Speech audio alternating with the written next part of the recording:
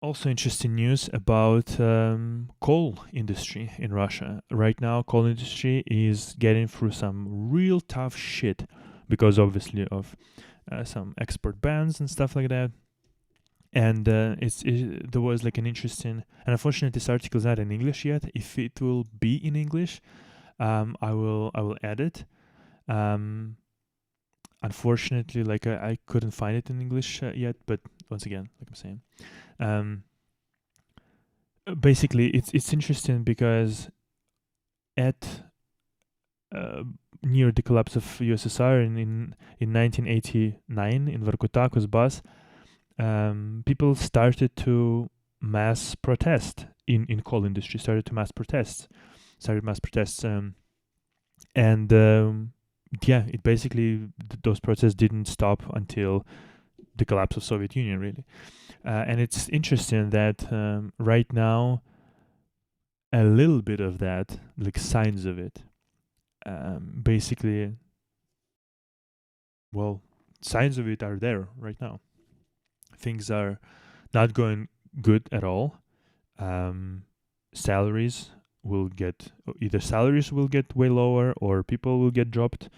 And obviously, if you're living in a small town somewhere, who the fuck knows where in Russia, like a coal town, right? Like I think a lot of like Americans could relate to this. Like if you've been born in a small coal town, in a mining town, and this is like the only factory basically there that provides a shit ton of like jobs and whatnot, and you grow up there, you realize like what kind of a devastation can it bring to that town, but more specifically to people, when that factory then needs to, like I'm saying, lay off people or cut the salaries.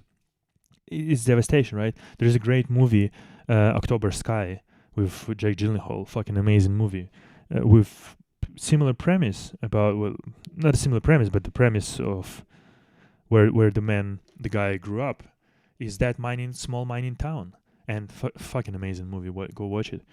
Um, but yeah, basically what I'm saying is that it can happen again in Russia, and I don't know what they're gonna do about it. I mean, now they have a lot of, like I'm saying, Rosgvardia and police and all this shit. Kind of, can they beat everyone into submission? I don't know. I don't think so. Because those hard-working people, miners, oil fucking drillers, all this kind of stuff, they can be ruthless and they can be very tough. So we'll see how this whole thing basically will, yeah, will basically transpire in the future. But the fact that there are signs, and there've been a lot of signs already, basically, um, about the coal industry going to shit in Russia, thanks to the war, and obviously thanks to the sanctions and things like that. And so, yeah, interesting to see, basically, what will happen next. But yeah, just wanted to say that there are certain, basically, there's certain regions of economy in Russia, like car industry, for example, right? This coal industry is another one, IT industry, things like that, which are crumbling and crumbling hard and fast. And not a lot of people kind of realize it, but the consequences will be quite devastating, especially when all of those things start to overlap one onto another, and the sort of mass protests will start to actually arise across the whole country, right?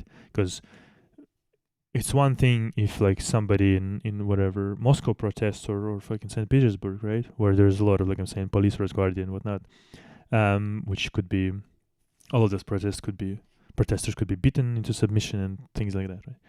And it's another when across the whole Russia, in this town, in this town, in this region, people start to feel that they've been fed some shit, if we're being like really honest. But yeah,